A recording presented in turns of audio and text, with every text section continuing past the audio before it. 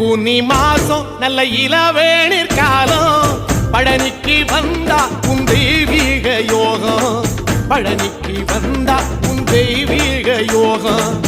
உத்திர நாளில் உன் உற்சவ தேரில் சிங்காரமாக உன் அலங்காரம் கண்டே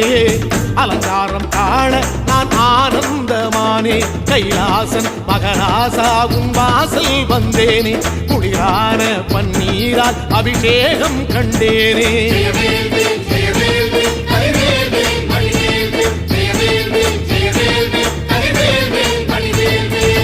தென்பழனி தேடி உன் தென்பழனி தேடி